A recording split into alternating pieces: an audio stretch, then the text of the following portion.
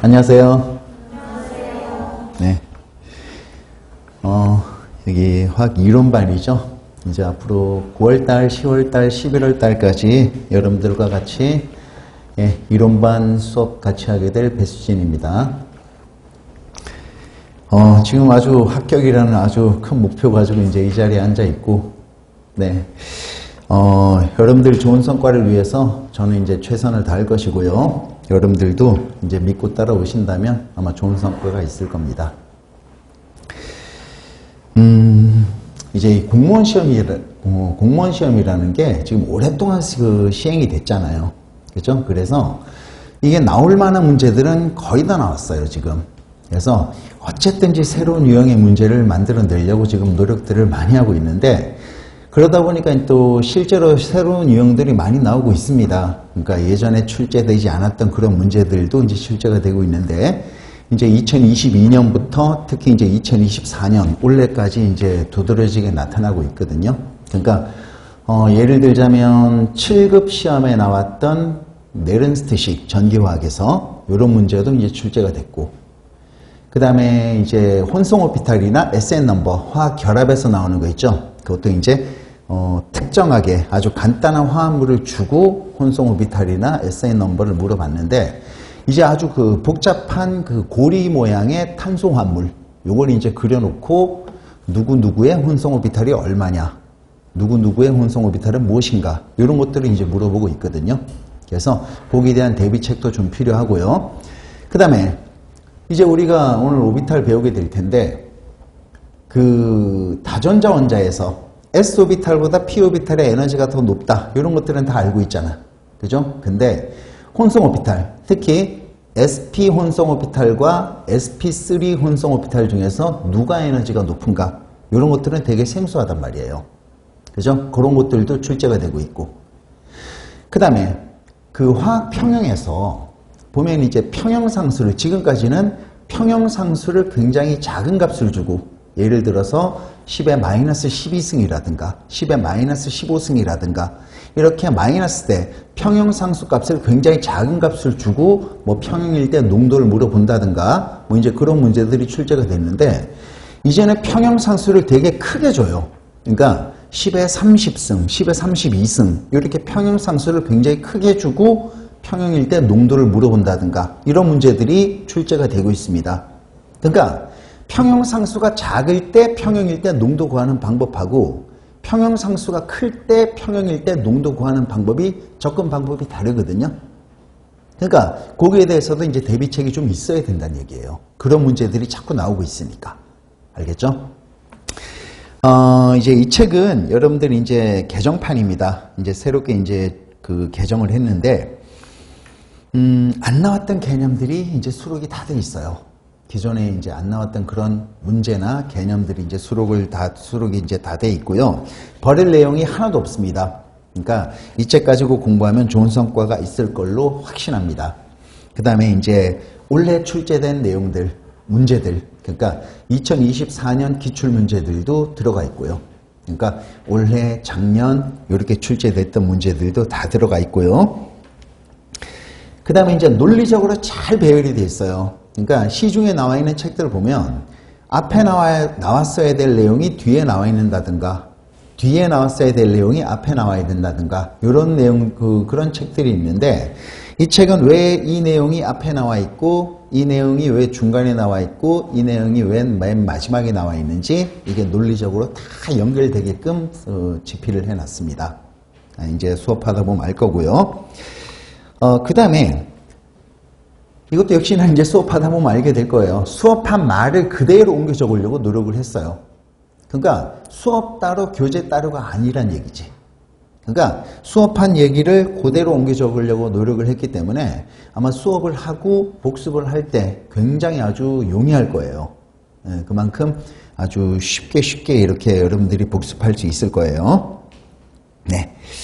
이제 간단하게 책 설명은 이제 그 정도고, 이제 공부하는 방법이, 여러분들 이 책 최소한 5번 보셔야 됩니다. 5번이요. 그러니까 개념, 문제 전부 다 5번씩, 전체를 다 5번 정도를 회독을 해야 돼요. 알겠죠? 자, 그 다음에 이제 수업을 어떻게 진행을 할 거냐면, 일단 노트 필기 원칙으로 합니다. 노트 필기를 하세요. 근데 노트를 갖다가 좀 두터운 노트를 가지고 필기를 좀 여유있게, 나중에 적을 공간까지 좀 비워놓고 필기를 하세요. 알겠죠? 오늘 준비 안 된 사람은 다음 시간까지 준비를 좀 하시고요. 그래서 필기할 때 좀 여유있게, 두터운 노트 가지고 여유있게 좀 필기를 할 거, 빡빡하게 하지 마시고요. 그렇게 해서 일단 첫 번째 회독을 할 때는 개념만 보세요. 특히 우리도 이제 개념만 진도를 나갈 겁니다. 그래서 개념만 보고 문제는 건드리지 마십시오. 첫 번째 볼 때는. 알겠죠? 그 다음에 이제 여러분들이 이제 두 번째, 2회독 할 때는 이제 그때부터 문제를 한 문제씩 이제 풀어보셔야 돼요. 한 문제씩 풀어보시는데, 안 풀리는 문제가 분명히 나올 겁니다. 이 책에 있는 문제들 풀다 보면 알게 될 거예요. 공무원 시험보다 난이도가 높습니다. 어떤 문제들은 굉장히 고난이도 문제들도 꽤 들어가 있어요. 그래서 난이도가 굉장히 높거든요. 그래서 안 풀리는 문제들이 분명히 나올 텐데 그런 문제들 과감히 제껴버리세요. 패스하고 넘어가세요. 그 문제 가지고 고민하지 마시고. 그래서 첫 번째 문제 풀 때는 안 풀리는 문제들은 다 제외시키고 넘어가라는 거 아시겠습니까? 그렇게 하고 이제 끝까지 이제 여러분들이 한 바퀴를 돌겠죠. 그 다음에 이제 다시 앞으로 넘어와. 알겠죠? 3회독입니다. 역시 개념 처음부터 끝까지 보시고, 그 다음에는 이제 문제 풀 때, 기존에 두 번째 풀 때 패스했던 내용들이 꽤 많이 풀리게 될 겁니다. 여러분들 자기도 모르게 풀리게 될 거예요. 근데 그때 만약에 3회독 때 풀리지 않은 문제들, 그때부터는 이제 해설지나 아니면 해설 강의 이제 찍을 거예요. 문제 그 해설 강의도 한번 보시면서 해결을 좀 하셔야 됩니다. 그 다음에 그 안 풀렸던 문제, 3회독 때부터 안 풀렸던 문제들은 내가 이 개념을 몰랐기 때문에, 이 개념을 생각하지 못했기 때문에 틀렸잖아요. 그죠? 그 해당 개념을 우리 노트에 해당 페이지에다가 적어 놓으셔야 됩니다. 그렇게 하고 따라오셔야 돼요. 알겠죠? 그 다음에 이제 네 번째 볼 때는요, 역시나 안 풀리는 문제가 나올 텐데 세 번째 풀 때보다는 훨씬 더 문제가 많이 풀리게 될 겁니다. 역시 안 풀리는 문제들 나올 거예요. 근데 그때부터는 이제 오답 노트가 필요합니다. 그 문제들은 오답 노트에 적으세요. 알겠죠? 오답 노트에 적으시고, 역시나 이제 마찬가지로 그 문제 풀 때 여러분들이 기억해내지 못했던 개념들, 그죠? 그런 것들은 우리 노트에다가 해당 페이지에다가 반드시 적어 두시고요. 그렇게 해서 네 번째 풀고요. 마지막에, 근데 패스했던 내용만 푸는 거 아니에요. 전체 다 풀면서, 알겠죠? 전체 다 풀면서 이제 네 번째까지 해서 안 풀렸던 문제들은 오답 노트가 필요하다는 거죠. 그렇게 이제 적어 두시고요. 그 다음 마지막으로 이제 5회독 때, 그죠? 5회독 때도 마찬가지입니다. 5회독 때도 마찬가지로 이제 패스했던 내용이나 오답 노트에 적었던 문제들이 좀 풀리게 될 겁니다. 알겠죠? 근데 그때까지 안 풀리는 문제들 나올 거예요. 그런 문제들 다시 한번 반복해서 풀어보시고, 알겠죠? 그렇게 해서 그때부터는 또 이제 나중에 해서 얘기하겠지만, 그런 문제들은 또 나중에 압축 노트라고 있어요. 거기다 이제 좀 적어 두셔야 돼. 몇 문제 안 나올 겁니다. 이제 그때부터는요. 알겠죠? 그래서 그때까지 안 풀렸던 문제는 압축 노트라는 게 좀 필요할 거예요. 거기다가 적어 놓으시고 시험 보러 들어갈 때는 정말 그 압축 노트는 뭐가 있냐면, 나중에는 끝까지 갔을 때 생각해내지 못했던 개념들, 끝까지 갔을 때 안 풀리던 문제들, 그런 것들은 그 압축 노트에다가 적어가지고 시험 보러 들어갈 땐 그거만 가지고 들어가는 거야.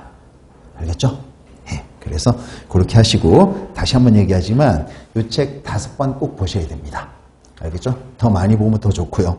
어쨌든 이거 하고 개념반, 그 다음에 기출문제 풀이반, 그 다음에 실전 모의고사반, 동영 모의고사반, 이렇게 프로그램대로 쭉 따라오면 아마 좋은 성과 반드시 있을 겁니다.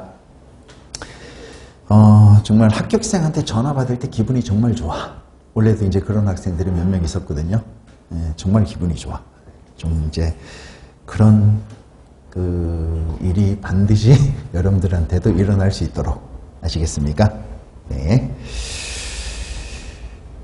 네, 이제 진도를 좀 나갑시다. 10페이지부터 나갑니다.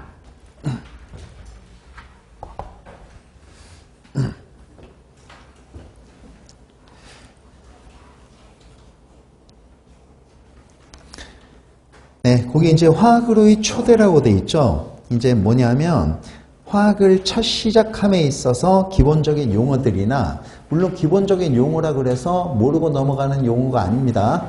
그러니까 제가 생각하는 기초는 뭐냐면 쉬운 게 기초가 아니라 모르면 안 되는 게 기초야. 그러니까 여기 나와 있는 내용들 14페이지까지죠. 14페이지까지 내용들 13페이지까지인가요? 13페이지까지 있는 내용들은 모르면 안 되는 내용들입니다. 그러니까 반드시 한번 보시고 넘어가셔야 돼요.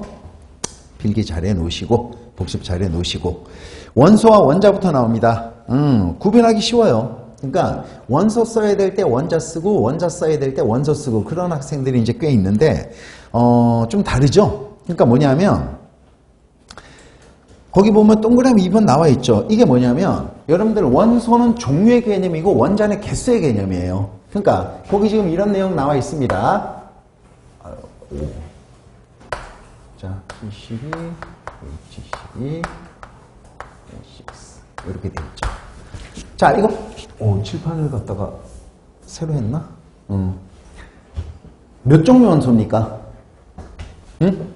탄소, 수소, 산소 세 종류로 되어 있잖아. 그러니까 이거 세 종류 원소라는 얘기죠. 세 종류 원소. 세 종류 원소. 그죠? 몇 개의 원자? 원자는 개수의 개념이에요. 몇 개의 원자? 그죠? 24개의 원자가 되는 거죠. 그럼 끝났잖아. 원소의 개념, 원자의 개념 다 끝났잖아. 24개의 원자가 되는 겁니다.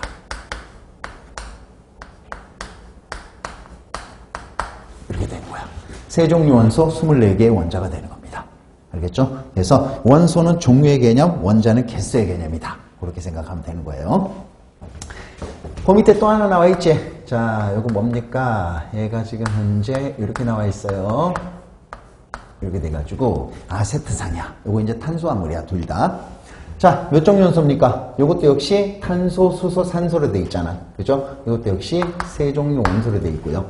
몇 개의 원자? 세 보면 되겠죠? 개수의 개념이야. 원자는. 그래서 총 몇 개의 원자냐면 8개의 원자가 되겠죠. 8개의 원자다. 이렇게 나오는 거야. 그래서 원소는 종류의 개념이고 원자는 개수의 개념이라는 겁니다. 알겠죠? 자, 조금 더 구체적으로 한번 들어가 봅시다. 원소하고 원자 나와 있는데 원소, 원자, 그 다음에 분자 이런 것도 다 나와 있습니다.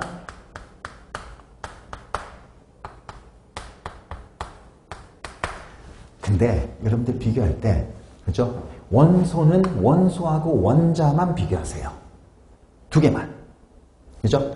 자, 그 다음 원자하고 분자만 비교하세요. 원소하고 분자 비교하지 마시고요. 왜냐? 원소도 O2가 있고 분자도 O2가 있어요. 헷갈려. 응? 그러니까 반드시 원소하고 원자만 비교하시고요. 원자하고 분자만 비교하도록 하세요. 알겠습니까? 그렇게 비교하세요. 헷갈리지 말고. 원소하고 원자 비교하고 원자하고 분자 한번 비교 한번 해보도록 합시다. 원소. 자, 밑줄을 꺼볼래요? 나와 있잖아. 종류의 개념이다. 나와 있죠? 원자와 달리 종류의 개념이다. 나와 있잖아. 그 다음에 이걸 왜 헷갈리게 만들었나 몰라? 응? 원소를 갖다가 어떻게 해놨냐면요. 실제 이제 어떻게 돼 있냐면 한 종류 원소로 되어 있는 물질을 호돈소 물질이라고 얘기를 합니다. 한 종류 원소로 되어 있는 물질, 예를 들어서 한 종류 원소, 질소죠. 한 종류 원소, 한 종류 원소, 한 종류 원소. 됐죠? 그 다음에 한 종류 원소로 되어 있는 물질, 이런 것들, F2까지 이런 것들을 다 호돈소 물질이라고 얘기하는 거야. 알겠죠? 자, 그 다음에 여러분들 원소가 종류의 개념이라고 그랬어. 그죠? 여러분들 지금 현재 나트륨 금속이 있다고 합시다. 이게 나트륨 금속이야. 나트륨 금속은 뭐로 구성되어 있습니까? 나트륨 한 종류로 되어 있잖아. 그죠? 나트륨 한 종류로 되어 있잖아. 그래서 얘도 마찬가지야. 한 종류 원소가 되는 거죠. 철도 마찬가지. 철, 커다란 철이 있어요. 그죠? 그 철은 뭐로 구성되어 있습니까? 철. 이렇게 한 종류로 구성되어 있잖아. 이것도 한 종류 원소가 되는 거야.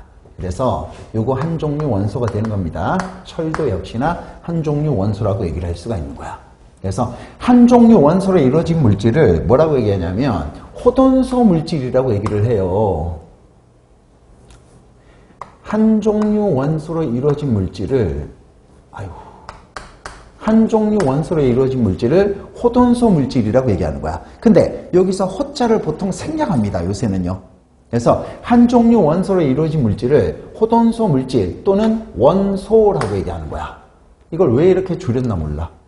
다시 한번 한 종류 원소로 이루어진 물질을 호돈소 물질 또는 원소라고 얘기하는 거예요. 알겠습니까? 자, 그래서 어쨌든 원소는 종류의 개념이라고 생각하면 되는 거야. 알겠죠? 원자의 개수의 개념 뭐가 있습니까? 질소 원자, 산소 원자, 수소 원자, 그죠? 염소 원자 이런 것들, 그죠? 그 다음에 플로린 원자 이런 것들을 갖다가 전부 다 원자라고 얘기하면 되는 거야. 알겠죠? 그래서 요거는 원소고 요거는 원자입니다.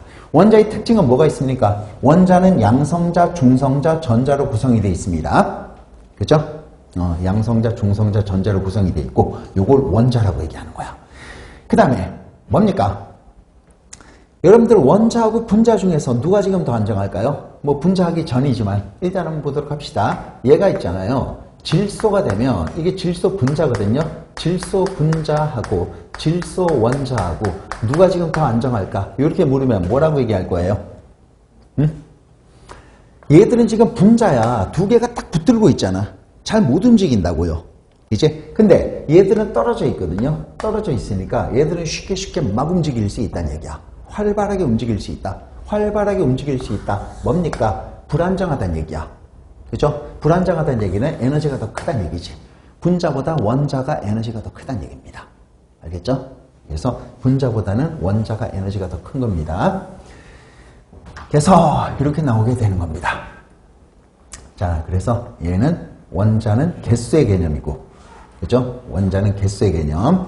그 다음에 또 양성자, 중성자, 전자로 구성이 되어 있다는 거고, 그 다음에 또 분자보다는 안정하다. 이렇게 알고 있으면 되는 겁니다. 알겠죠? 자, 요거는 원소, 원자가 되는 거야. 구분됐죠? 원소하고 원자만 비교해 주는 거예요. 그 다음 분자는요. 원자가 모이면 분자가 되는 거야. 그냥 응? 원자가 모이면 분자가 되는 거죠. 그죠? 그래서 질소가 모이면 질소 분자, 산소가 모여서 산소 분자, 그 다음에 CO2 분자, 그 다음에 물 분자 이렇게 돼가지고 원자가 모여서 형성된 것 분자라고 얘기합니다. 봐봐, 헷갈리잖아 벌써. 응? 원소에 N2가 있고 분자에 N2가 있잖아. 그러니까 제가 뭐라고 그랬습니까? 원소하고 원자만 비교해 주고요. 원자하고 분자만 비교하라. 그런 얘기야. 알겠죠? 그렇게 알고 있으면 되는 겁니다. 어쨌든 이 분자는 뭡니까? 물질의 특성을 가져요. 얘는요. 물질의 특성을 가져. 알겠죠? 물질의 특성을 가지고 있는 가장 작은 입자. 그죠? 질소만의 특징이 있잖아. 산소만의 특징이 있잖아. 그죠? 반응성 굉장히 크다. 뭐 이제 이런 것들. 연소할 때 반드시 필요하다. 물질의 특성을 가지고 있단 말이야. 그죠? 그래서 분자는 뭡니까? 물질의 특성을 가지고 있는 가장 작은 입자를 분자라고 얘기하는 거야. 그러면 물질의 특성을 가지고 있는 가장 작은 입자고요. 이 분자가 쪼개지면 원래 특성은 잊어버리는 겁니다. 알겠죠? 자, 그렇게 해서 이게 이제 분자라는 겁니다. 네. 그렇게 알고 있으면 되고, 자, 그 다음에 화합물은 또 별개로 생각하세요. 화합물은. 알겠죠? 화합물은 또 별개로 생각하세요. 화합물은 뭐냐면 두 종류 이상의 원소가 화합물은 뭐냐면 두 종류 이상의 원소가 일정한 비율로 결합한 물질이야. 알겠죠? 그러니까 두 종류 이상의 원소가 일정한 비율로 결합한 물질. 이렇게 일정한 비율로 결합한 물질. 일정한 비율, Na2SO4입니다. 두 종류 이상의 원소가, 그죠? 일정한 비율로 결합한 순수한 물질을 화합물이라고 얘기하는 거야. 그럼 똑같아. 자, 따로따로 생각하는 겁니다. 자꾸 헷갈리니까. 응? 두 종류 이상의 원소가 일정한 비율로 결합한 물질, 이런 것들을 다 뭐라고 얘기합니까? 화합물이라고 얘기하는 거야. 그러니까 여러분들이 자꾸 연결시키니까 다 헷갈리는 거예요. 그러니까 다시 한번 얘기합니다. 원소하고 원자만 비교하고요. 원자하고 분자만 비교하고 화합물은 독립적으로 비교하세요. 알겠죠? 그렇게 해야지 안 헷갈리는 거야. 됐습니까? 괜히 연결시키면 이것도 분자네요. 그러지 말고. 알겠죠? 그래서 따로따로 연결시키라는 거. 알겠습니까? 그러면 두 종류 이상의 원소가 일정한 비율로 결합한 것을 화합물이라고 얘기했잖아. 그럼 이게 무슨 말입니까? 일정한 비율이라는 게 예를 들어서 우리가 CO 한번 볼까요? 그 다음에 CO2도 한번 볼까요? 자, 그 다음에 또 H2O도 한번 볼까요? 일정한 비율로 결합한 물질이야. 자, 이걸 일정한 비율이 어떤 비율이 있습니까? 여러분들 개수비가 있어요. 개수비가 있고 질량비가 있습니다. 개수비가 있고 질량비가 있어요. 그죠? 개수비가 있고 질량비가 있습니다. 자, 한번 봐봐. 이거 항상 보드마카를 쓰다가 분필을 오랜만에 쓰니까 글씨가 잘 안 쓰여지네. 응? 원래 글씨가 아니래요. 필기 되게 잘해. 응?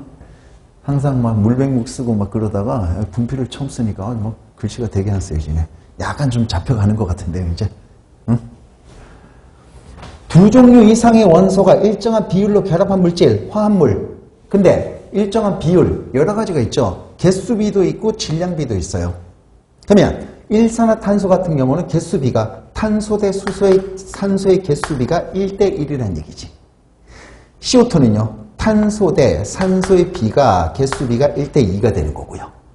물 분자 같은 경우는 수소 대 산소의 개수비가 2대1이 되는 겁니다. 알겠죠? 또 질량비가 있어. 우리가 지금 아직 원자량 개념을 안 배웠어요. 원자량 개념 안 배웠기 때문에 물론 다 알고 있는 사람들도 있겠지만 1몰, 그죠? 1몰의 질량을 원자량이라고 이제 얘기하는데 원자량에다가 그람 붙인 걸 1몰의 질량이라고 얘기하는데 지금 1몰을 안 배운 사람들도 있기 때문에 그냥 개수라고 얘기할게요. 그냥 탄소 한 개 질량이 12g이야. 산소 한 개 질량은 16g이야. 그럼 질량비는 몇 대 몇입니까? 3대 4가 되는 거죠. 그 다음에 탄소 한 개 질량은 12g, 산소 한 개 질량은 16g. 16g이 2니까 32g이 되겠죠. 그래서 12g, 32g 하니까 얼마가 되는 겁니까? 3대 8의 질량비가 되는 거지. 물 분자는요. 수소 원자 한 개 질량이 1g이거든요. 그러면 H2니까 2g. 그 다음에 산소 한 개 질량은 16g이잖아. 2대 16 해서 여러분 1대 8의 질량비를 보이고 있다는 얘기입니다. 그래서 다시 한번 화합물은 뭐라고요? 화합물은 뭐라고요? 두 종류 이상의 원소가 일정한 비율로 결합한 물질, 그 비율은 개수비도 되고 질량비도 된다는 겁니다. 이런 것들을 화합물이라고 얘기하는 거야. 알겠죠? 네.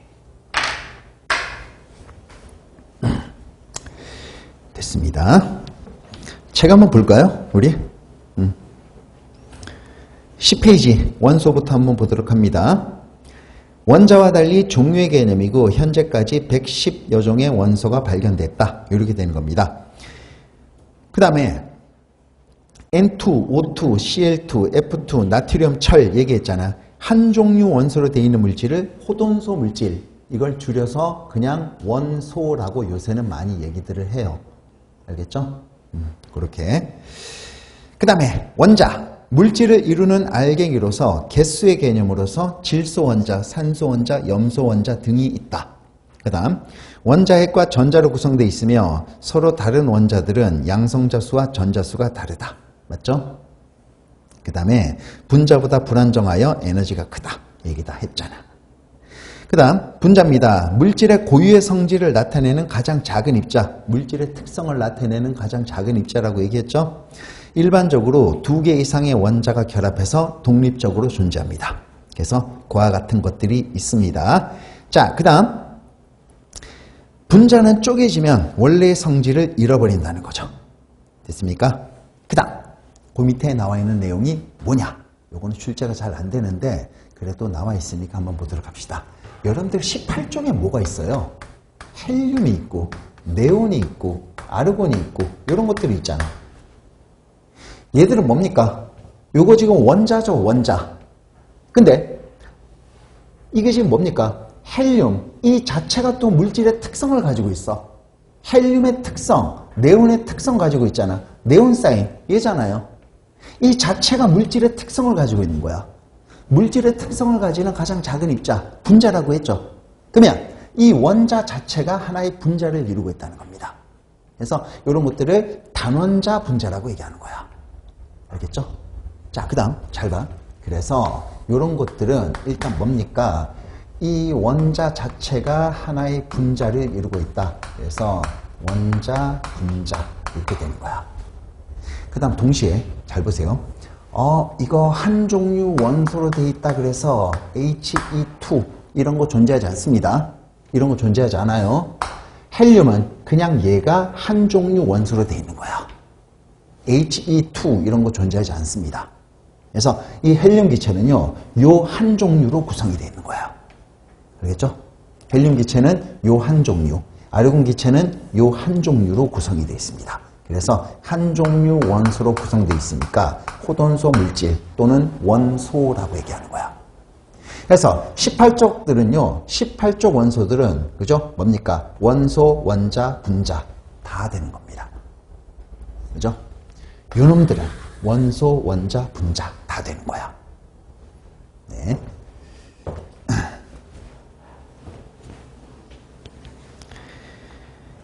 화합물 뭐라고 되어 있습니까? 두 종류 이상의 원소가 일정한 비율, 질량비 또는 개수비로 결합해서 생성된 순수한 물질. 그 다음에 다양한 방법으로 결합하기 때문에 많은 화합물이 존재한다는 거. 그 다음에 얘는 우리가 예를 들었던 그와 같은 것들이 있습니다. 나트륨과 염소가 혼합되어 있는 혼합물 아닙니까? 이렇게 얘기할 수 있는데 요거는 화합물이에요.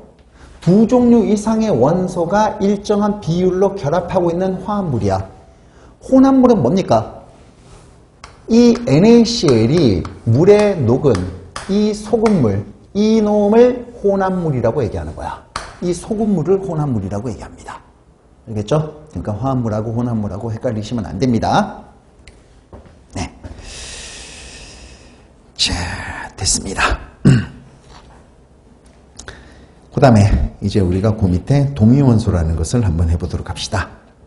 동위원소. 여러분들이 이제 나중에 한번 하다 보면 이제 알게 될 거예요.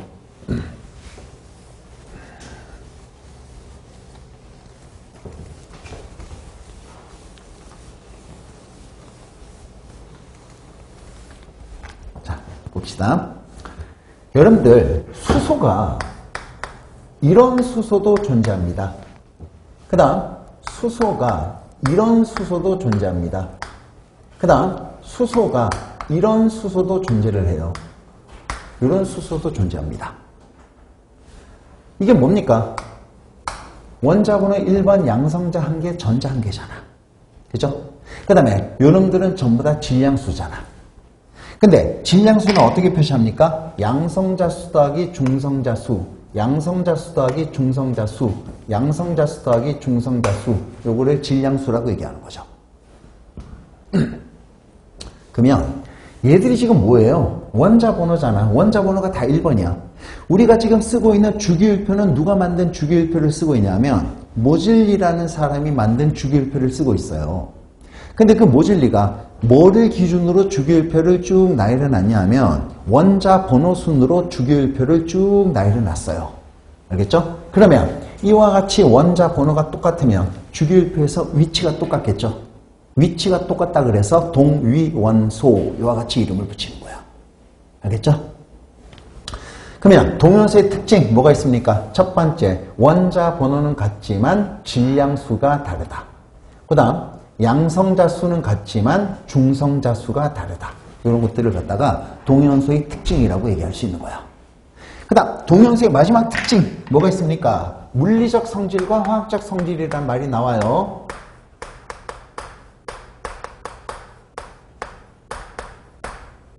물리적 성질과 화학적 성질이라는 말이 나옵니다.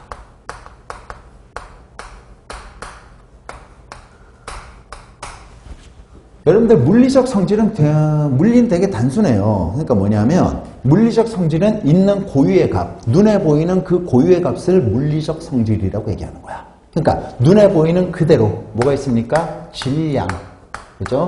자, 그 다음에 밀도, 그 다음에 녹는 점, 멜팅 포인트 MP, 그 다음에 BP, 보일링 포인트 끓는 점, 이와 같이 딱딱 정해져 있는 고유의 값을 물리적 성질이라고 얘기하는 거야. 알겠습니까? 자, 그 다음 화학적 성질은 일단 화학은 화학 반응을 해야 되잖아. 그죠? 일단 화학 반응을 합니다. 화학 반응을 해서 뭐가 되는 거예요? 새로운 성분이 탄생하는 성질.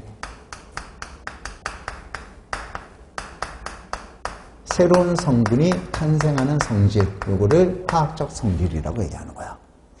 화학 반응을 해서 뭡니까? 새로운 성질의 물질, 새로운 성분이 탄생하는 성질, 요거를 화학적 성질이라고 얘기하는 거야. 알겠습니까? 지금 딱 보니까 뭐가 달라요? 뭐가 달라요? 질량과 같은 물리적 성질은 다르잖아 벌써. 그래서 동위원소는 물리적 성질이 다르다는 얘기야. 근데 잘 보세요. 여러분들 일족 알칼리 금속을 한번 살펴보도록 합시다. 리튬이 있고 나트륨이 있고 칼륨이 있고 루비듐이 있고 세슘이 있다고 합시다. 그럼 이제 이게 어떻게 되냐면 여러분들 일족은요 이제 나중에 하겠지만 최외곽 전자가 1개예요. 근데 최외곽 전자는 8개일 때가 가장 안정하잖아. 그러면 이놈들은 최외곽 전자 8개로 안정해지기 위해서 전부 다 전자 1개를 버리면서 반응합니다. 물론 얘는 이제 최외곽 전자 8개가 아니지만 그래서 전자 1개를 버리면서 반응하는 거야. 전자 버리면 양이온이잖아. 그죠? 1개 버리면 플러스 1가 양이온이 되는 거죠. 그래서 일족들은 뭡니까? 전부 다 전자 1개를 버리면서 화학 반응을 한다. 그런 얘기야. 알겠습니까? 일족들은 전부 다 전자 1개를 버리면서 화학 반응한다. 똑같은 화학 반응을 한다. 화학적 성질이 같다라고 얘기하는 거야. 알겠죠? 그래서 같은 족 원소가 화학적 성질이 비슷하다 이런 얘기를 하는 거잖아요. 수소 마찬가지입니다. 여러분들 수소는요 항상 H 플러스 형태로 존재하지. 그죠? 그래서 뭡니까? 얘도 전자 1개 잃어버리면서 결합. 이것도 전자 1개 잃어버리면서 반응. 이것도 전자 1개 잃어버리면서 반응. 이렇게 되는 거야. 똑같이 전부 다 전자 1개를 잃어버리면서 반응합니다. 똑같은 화학 반응을 하는 거야. 화학적 성질이 같다는 겁니다. 그래서 동위원소는 뭡니까? 물리적 성질은 다르지만 화학적 성질은 같다라고 얘기하는 겁니다. 알겠죠? 자, 그게 동위원소의 3가지 특징이 되는 겁니다. 네, 그래서 거기 그대로 적혀 있잖아. 동위원소의 정의부터. 응? 뭐라고 적혀 있습니까? 수소의 경우 위와 같은 3 종류의 원소가 존재한다. 위 수소들의 원자 번호는 모두 같다. 현대적인 주기율표는 모질리가 만든 주기율표를 쓰고 있는데 모질리는 원자 번호 순으로 주기율표를 나열하였다. 따라서 위와 같이 원자 번호가 같으면 주기율표에서 위치가 같다. 위치가 같다고 해서 동위원소라고 얘기하는 거야. 알겠죠? 그래서 동위원소의 특징, 원자 번호는 같지만 질량수가 다르다. 양성자 수는 같지만 중성자 수가 다르다. 화학적 성질은 같고 물리적 성질은 다릅니다. 알겠죠? 그게 동위원소의 3가지 특징이 되는 겁니다. 넘겨서 동중원소는 아무런 의미가 없어요. 질량만 같으면 돼. 질량만 같으면 돼요. 그런데 보통 질소가 어떻게 되어 있습니까? 질소가 어떻게 되어 있냐면 질소는 원자 번호가 7번이잖아. 그 다음에 질량수는 14잖아요. 질량만 같으면 돼. 근데 탄소는 원자 번호가 6번이고 질량수는 12거든요. 대부분. 근데 간혹 가다가 질량수가 14인 탄소도 있어요. 얘들 2개 한번 보세요. 질량이 똑같잖아. 동중원소라고 얘기하는 거야. 알겠죠? 질량만 같은 거를 동중원소라고 얘기합니다. 아무런 의미가 없는 거야. 질량만 같으면 끝나는 거야. 그 다음 용어 정리 마지막 동소체라고 나옵니다.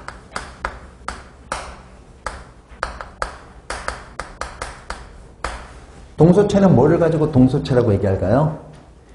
호돈소 물질 중에서 같은 원소로 되어 있지만 분자나 원자의 배열이 달라서 성질이 달라지는 물질입니다. 그러니까 분자나 원자의 배열이 다르다는 얘기는 무슨 말입니까? 모양이 다른 거야. 모양이 다르면 성질은 당연히 달라지는 거지. 그죠? 그래서 뭐가 되는 겁니까? 동소체 같은 원소로 되어 있지만 모양이 달라서 성질이 달라지는 물질, 이거를 동소체라고 얘기하는 거야. 대표적으로 뭐가 있습니까? 탄소가 있잖아. 탄소로 이루어진 동소체 뭐가 있나요? 다이아몬드가 있고 그 다음에 흑연이 있습니다. 다이아몬드가 있고 흑연이 있잖아. 다이아몬드도 탄소, 흑연도 탄소로 구성되어 있습니다. 근데 두 개가 모양은 달라. 그래서 다이아몬드와 흑연을 동소체 관계에 있다라고 얘기하는 거야.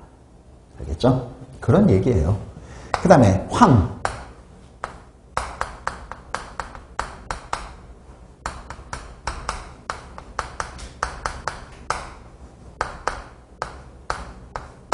이렇게 되는 거죠. 황은 우리 주기율표에서 S로 표시가 되어 있죠. 근데 실제 자연계에서 존재하는 거는 S8의 형태로 존재하고 있습니다. 그러니까 단사황도 S8, 사방황도 S8이야. 근데 두 개가 모양은 달라. 그래서 단사황과 사방황을 동소체 관계에 있다라고 얘기하는 거야. 그 다음 인. 인은 주기율표에서 뭐요? P의 형태, P로 표시가 되어 있죠. 근데 실제 자연계에서는 어떤 형태로 존재하고 있다? P4의 형태로 존재하고 있습니다. 그래서 뭐가 있습니까? 흰인도 P4가 되는 거고요. 붉은인도 P4가 되는 거야. 이렇게 되는 거죠. 흰인도 P4, 붉은인도 P4가 되는 거야. 근데 두 개가 모양은 달라요. 그래서 흰인과 붉은인을 동소체 관계에 있다라고 얘기하는 거야. 알겠습니까? 그 다음에 이 인은 뭐 이제 간혹가다 한 번 나온 적이 있어요. 이는 또 대표적인 특징이 발화점이 낮아요. 불 붙는 온도가 낮아. 낮은 온도에서 불이 붙어. 발화점이 낮습니다. 아, 글씨가 이제 좀 제대로 쓰여지는 것 같네. 이는 발화점이 낮아요. 혹시 도깨비불이라고 들어본 적 있습니까? 도깨비불? 실제 존재할까 안 할까? 도깨비불 존재할까요? 뭐 우리나라 그 TV 보면 남양 특집 그래서 뭐 전설의 고향 뭐 전설의 고향 모르죠? 또 세대 차이가 나가지고 이거 되게 재밌어요. 옛날 TV 그래서 응? 나도 사실은 몰라. 자, 잘 보세요. 그 전설의 고향 같은 거 한번 보면 어떻게 되냐면요, 공동묘지가 나오거든요. 그러니까 한여름밤에 공동묘지 가본 사람 없죠? 한여름밤에 갈 일이 없지. 잘 보세요. 그 한여름밤은 굉장히 덥잖아. 아주 푹푹 찌잖아요. 보통 35도가 넘어간다고 합시다. 사람이 죽으면 땅에 묻히면 미생물이 사람을 분해시키잖아요. 썩는다는 얘기야. 근데 끝까지 썩지 않고 버티는 게 누굽니까? 뼈잖아. 근데 뼈의 조성물이 뭡니까? 칼슘과 인이라고요. 그러면 공동묘지에서 어떻게 되죠? 인 증기가 쫙 증발합니다. 근데 여름철은 굉장히 덥죠. 더우니까 그 인 증기에 불이 붙어버려. 거기다가 바람이 살짝 불면 그 불덩어리가 픽픽 날아다니는 거야. 그게 도깨비불. 실제 존재합니다. 알겠죠? 그래서 인의 특징, 발화점이 낮다는 것도 여러분들이 기억하고 있으면 되는 거야. 알겠죠? 네. 자, 그 다음 법칙 3개 빨리 보도록 합시다. 질량 보존 법칙. 중학교 때 나오는 거다. 탄소하고 산소가 만나서 CO2가 만들어지는 게 질량 보존 법칙인데요. 아까 내가 뭐라고 그랬습니까? 탄소 한 개 질량은 12g이야. 산소 한 개 질량, 산소 원자 한 개 질량은 16g이거든요. 그럼 얘가 뭐가 됩니까? O2가 되니까 32g이잖아. 그래서 CO2가 만들어진다? 두 개가 합쳐지는 거니까 44g이 되는 거죠. 이렇게 되는 거야. 그래서 뭐가 되는 겁니까? 반응 전과 반응 후 질량이 같다. 이게 이제 질량 보존 법칙이지. 왜 반응 전과 반응 후 질량이 똑같을까요? 탄소 하나, 산소 두 개, 산소 원자 두 개, 변화가 없잖아. 그죠? 반응 전과 후 원자의 개수가 변화가 없으니까 질량은 변화가 없다는 얘기지. 그죠? 반응 전과 후 원자의 개수가 변화가 없으니까 반응 전과 후에 질량 변화도 없다는 얘기야. 그래서 반응 전과 후에 반응 전과 반응 후 질량이 똑같은 것을 질량 보존 법칙이라고 얘기를 합니다.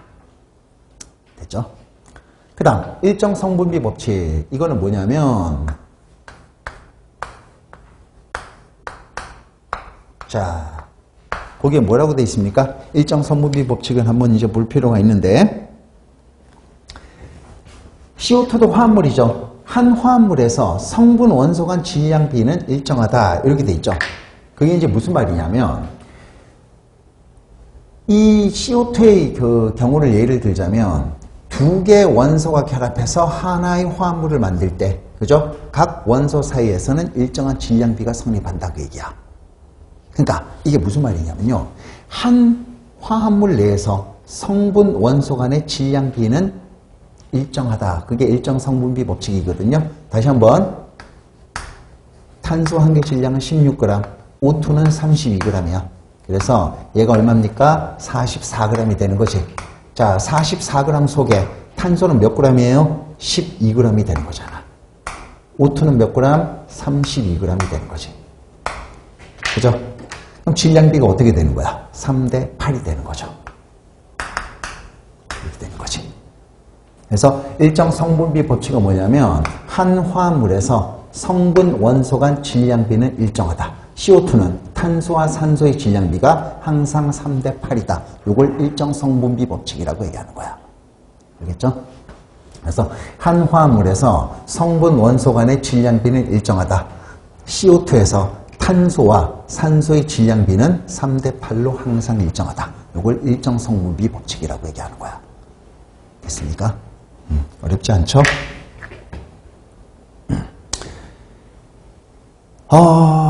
이제 마지막으로 나오는 게 거기 지금 뭐가 나와 있냐면요. 배수비례의 법칙이라고 나와 있습니다.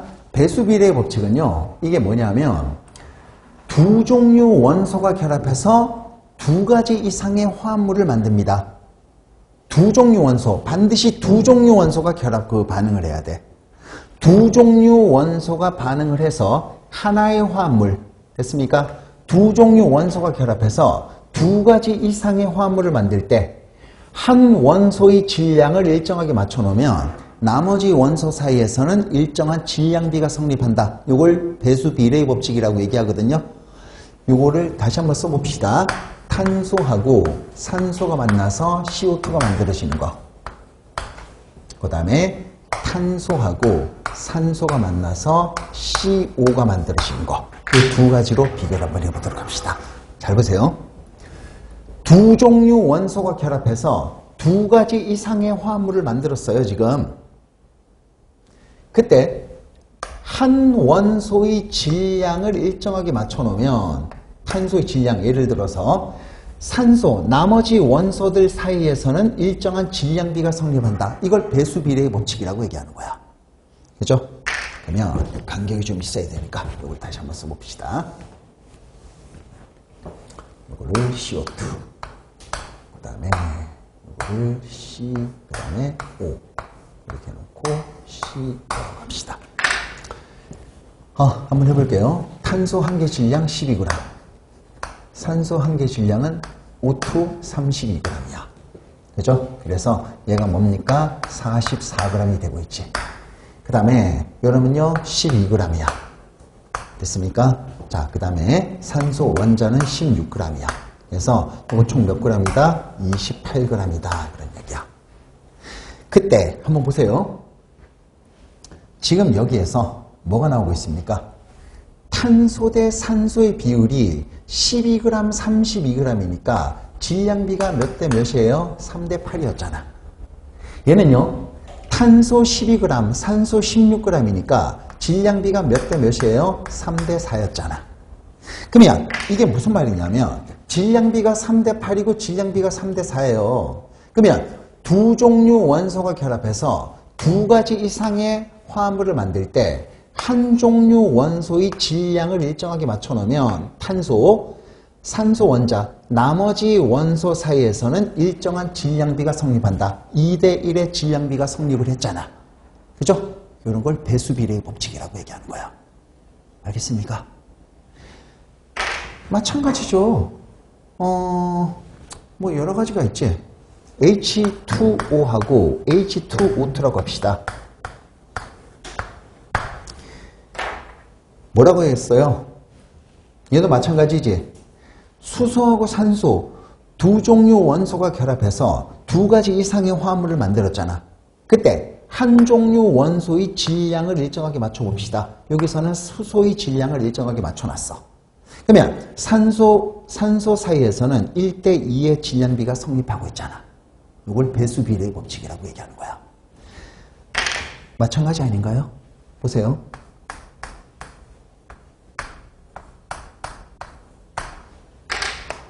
질소하고 산소 두 종류 원소가 결합해서 두 가지 이상의 화합물을 만들었습니다. 그때 한 종류 원소의 질량을 일정하게 맞춰놓으면 질소, 산소 원자, 산소 사이에서는 2대1의 질량비가 성립한다. 이게 배수비례의 법칙이야. 그러면 질소만 맞출까? 산소도 한번 맞춰볼까요? 산소도 이렇게 맞출 수 있겠지. NO니까 산소를 맞춰놓으면 2NO 이렇게 맞출 수 있잖아. 그죠? 일산화 질소는 NO니까 이번에 산소의 질량을 일정하게 맞춰놓는 거야. 그러면 산소 두 개잖아. 산소 두 개잖아. 그러면 산소의 질량을 일정하게 맞춰놓으면 질소는 몇 대 몇의 질량비가 성립합니까? 질소 원자 사이에서는 1대2의 질량비가 성립한다. 그런 얘기죠. 그죠? 그래서 이런 것들을 배수 비례의 법칙이라고 얘기하는 거야. 두 종류 원소가 결합해서 두 개 이상의 화합물을 만들 때 한 종류 원소의 질량을 일정하게 맞춰놓으면 나머지 원소 사이에서는 일정한 질량비가 성립한다. 이걸 배수비례의 법칙이라고 얘기하는 거야. 이 배수비례의 법칙은요, 반드시 두 종류 원소가 결합해야 돼. 세 종류 이상의 원소가 결합하면 성립이 안 되는 거예요. 알겠죠? 반드시 두 종류 원소가 결합해서 두 개 이상의 화합물을 만드는 경우에만 성립하는 겁니다. 알겠죠? 네. 이걸 배수비례의 법칙이라고 얘기하는 거야.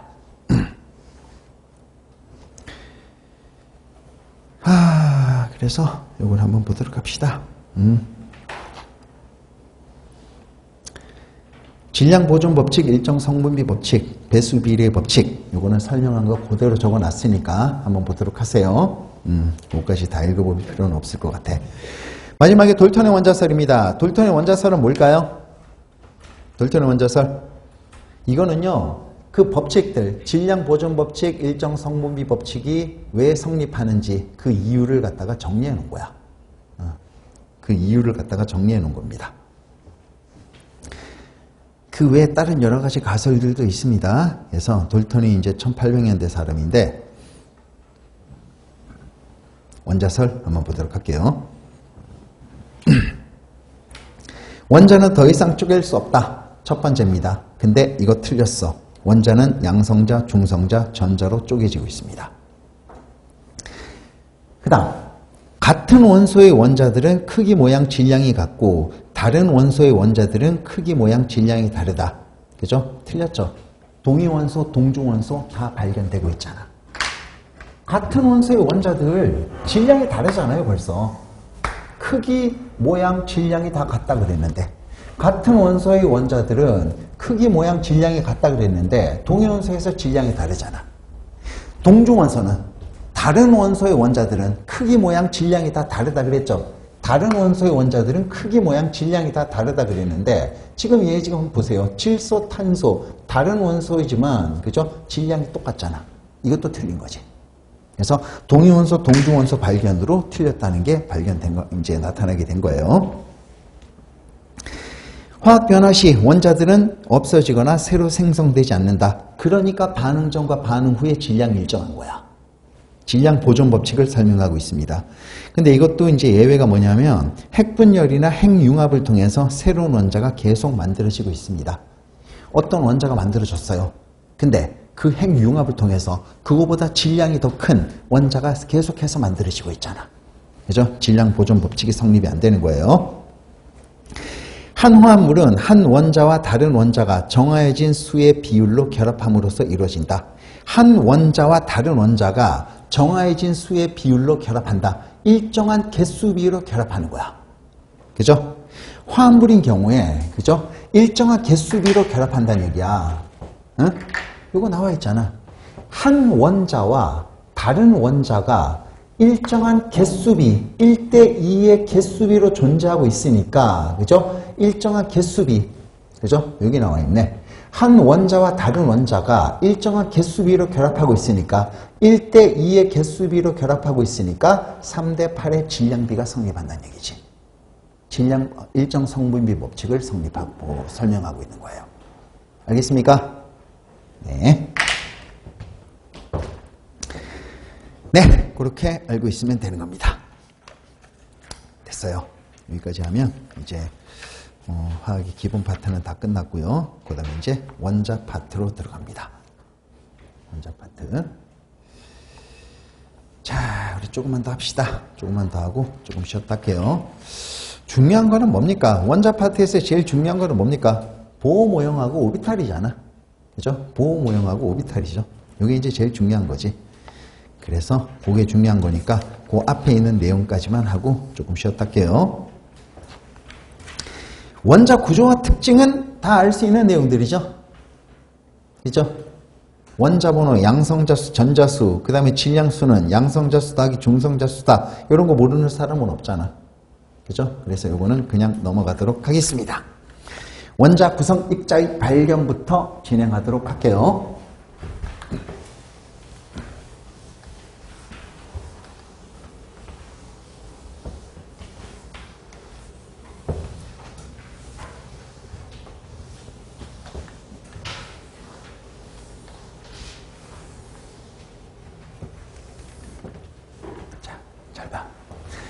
이게 쉽게 얘기하면 뭡니까? 원자 구성입자 발견이 뭐냐면 이제 우리가 원자 모형의 변천 과정을 한번 볼 거야. 원자 모형의 변천 과정을 한번 볼 겁니다. 어떻게 원자 모형이 변천돼서 왔는지 그 변천 과정을 지금부터 한번 볼 거예요. 알겠죠? 자, 모르는 사람들은 필기를 꼼꼼하게 잘 하셔야 되고요. 다 알고 있다, 다 아는 사람들은 그래도 조금 여유가 있잖아. 그런 사람들은요, 그죠? 칠판을 주의 깊게 쫙 보면서 쫙 스캔하면서 따라와야 돼. 결코 다 안다고 해서 가만히 있으면 안 됩니다. 정말 안 좋은 버릇이야. 그런 사람들 나중에 안 좋은 결과가 나옵니다. 여러 봤어. 그러니까 오히려 그렇게 해서 오히려 화학과 학생들이 간혹 가다가 보면 떨어지는 사람들을 내가 많이 봤어요. 그렇게 하지 말라고요. 알겠죠?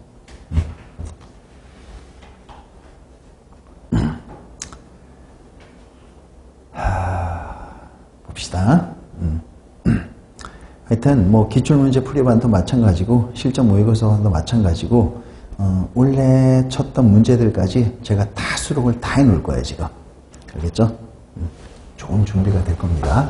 원자 모형을 제일 먼저 주장한 사람이 누구였냐면 돌턴이야. 돌턴은 뭐라 그랬습니까? 지금 방금 봤잖아. 원자는 더 이상 쪼갤 수 없는 딱딱한 공과 같은 구조다. 이게 돌턴의 모형이에요. 당구공 생각하면 되는 거지. 당구공 깨져요? 안 깨지잖아. 당구공으로 머리 치면 머리가 깨지지. 당구공 같은 모형이라고 생각하면 돼. 더 이상 쪼개지지 않아요. 그래서 돌턴이 뭐라 그랬습니까? 원자는 더 이상 쪼갤 수 없는 딱딱한 공과 같은 구조다. 이게 돌턴의 모양이야. 알았죠? 근데 이제 시간이 좀 더 지났습니다. 1800년대 후반이 됐어. 톰슨이라는 사람이 나타나서 궁금증을 가진 거야. 원자 안에 다른 건 없을까? 이게 이제 궁금한 거죠. 그래서 뭘 했습니까? 음극선 실험이라는 것을 해준 거야. 그래서 음극선 실험은 어떻게 해준 거냐면 이렇게 있습니다. 진공 유리관 또는 낮은 기압의 유리관이야. 여기다가 전기장 설치. 진공 유리관입니다. 또는 진공을 못 만들면 낮은 기압으로 만들어준 거야. 이렇게 됐고요. 그 다음에 이렇게 돼가지고 이렇게 설치해 놓은 거예요. 그 다음에 얘가 뭐가 되는 겁니까? 마이너스극, 플러스극. 이렇게 된 거죠. 마이너스극, 플러스극. 이렇게 된 거예요. 이렇게 해놓고 이제 실험을 어떻게 해준 거냐면 이렇게 이제 실험을 해줬습니다. 이렇게 해놓고요. 이제 뭐 이제 좀 더 복잡한 그림이야 사실은요. 근데 그런 것까지는 알 필요 없고요. 어떻게 실험을 했냐면 이렇게 실험한 겁니다. 마이너스극 플러스극 설치해 놓고 여기다가 고전압을 쫙 걸어준 거야. 그랬더니 마이너스에서 어떤 빛이 빠져나갑니다. 마이너스에서 빛이 빠져나가는 거야. 그죠? 그래서 마이너스에서 빠져나가는 빛이다. 그래서 음극선이라고 얘기를 합니다. 근데 이 음극선이 가다가 어디로 휘어졌다? 플러스 쪽으로 휘어버린 거야. 됐죠? 플러스 쪽으로 휘어버린 거야. 고전압을 갖다 쫙 가해줬더니 마이너스 극에서 플러스 극으로 선이 쫙 밀려나간다. 이 선을 음극선이라고 얘기하고요. 이 음극선이 플러스로 휘었다는 얘기는 음극선이 뭡니까? 마이너스 성질을 띠고 있다는 것을 알게 된 거야. 그 다음에 이 음극선을 이루고 있는 입자를 전자라고 얘기합니다. 따라서 전자는 무슨 성질? 마이너스 성질을 띠고 있다는 얘기지. 전자는 마이너스 성질을 띠고 있습니다. 두 번째 역시 마찬가지야. 고전압을 쫙 줬더니 이 마이너스에서 전자가 쫙 밀려나가는데 이게 장애물이거든요. 장애물을 설치하고 고전압을 준 거야. 그랬더니 이 마이너스 극에서 전자가 쫙 밀려나가. 근데 뒤에 장애물에 그림자가 생긴 거야. 그림자가 생겼다는 얘기는 뭡니까? 빛이 직진하고 있다는 얘기죠. 직진하고 있잖아. 햇빛이 직진해서 우리 몸을 때리니까 그림자가 생기는 거야. 알겠죠? 햇빛이 가다가 우리 몸을 뛰어넘으면 그림자가 안 생겨요. 그죠? 근데 장애물에 그림자가 생겼다는 얘기는 무슨 말입니까? 이 전자가 어떤 성질을 띠고 있다? 직진하는 성질을 띠고 있다는 얘기야. 알겠죠? 전자는 직진하는 성질을 띠고 있다. 자, 이렇게 된 겁니다. 전자는 직진하는 성질을 띠고 있다. 그 다음에 이번에는 장애물을 치우고 바른개비를 설치해놨어. 그리고 역시나 고전압을 걸어줬더니 이 마이너스 극에서 전자가 쫙 밀려나가. 근데 바른개비가 돌아버린 거야. 여러분들 물체가 움직이려면 질량을 가지고 있는 입자가 때려져야지 물체가 움직이거든요. 그래서 이 전자는 어떤 성질을 가지고 있다? 질량을 가지고 있는 입자가 하는 걸 알게 된 거야. 그래서 음극선 실험을 통해서 알 수 있는 거, 전자는 마이너스 성질을 띠고 있다, 직진하는 성질을 띠고 있다, 질량을 가지고 있는 입자라는 것을 알게 된 거예요. 물론 전자 발견 장치가 이거보다는 훨씬 더 복잡해. 지금 굉장히 간략화시켜서 그린 거야. 지금요. 그 다음에 전자 발견하는 실험이 이 음극선 실험 하나 가지고는 안 돼요. 전자 발견 실험은 굉장히 여러 가지가 있어요. 응? 그 수없이 많은 실험을 통해서 전자라는 것을 발견해낸 겁니다. 그러면 톰슨의 음극선 실험을 통해서 알게 된 원자 모형의 특징은 뭐가 있을까요? 원자 모형의 특징. 원자가 구형이라는 돌턴의 이론 그대로 수용을 했습니다. 그 다음에 어떤 특징을 가지고 있냐면 이 원자 속에 그죠? 뭡니까? 플러스를 띠고 있는 미지의 입자가 존재합니다. 그 다음에 이 미지의 입자와 같은 전하만큼의 마이너스 전자가 박혀 있다는 것을 톰슨이 밝혀내게 된 거야. 플러스 3개, 마이너스 3개가 돼야지 중성이거든요. 그래서 뭐가 되는 겁니까? 원자가 구형이라는 돌턴의 이론 수용을 했고요. 원자 속에 플러스를 띠고 있는 미지의 입자가 존재하고 그 입자와 같은 전하만큼의 마이너스 전자가 박혀 있다는 것을 알게 된 거야. 여기다가 고전압을 걸어줬더니 이 마이너스 전자가 쭉 밀려나가다가 플러스로 휘고 직진해서 그림자 만들고 바람개비를 돌려버렸다. 그런 얘기예요. 알겠습니까? 이게 톰슨의 실험이야. 그래서 톰슨이 주장한 모형은 전자를 발견한 모형이라고 얘기를 할 수가 있는 겁니다. 전자가 고르게 쫙 퍼져 있다는 얘기야. 알겠죠? 자, 이게 톰슨의 모형이 되는 겁니다. 네. 러더퍼드까지 조금 하려고 그랬는데 1시간이 지나가지고 조금 쉬었다가 합시다. 쉬는 시간에 앞으로 계속 저는 교실에 있을 거예요. 그러니까 항상 나와서 질문하시고요. 아시겠습니까? 자, 조금만 쉬었다 합시다. 10분만.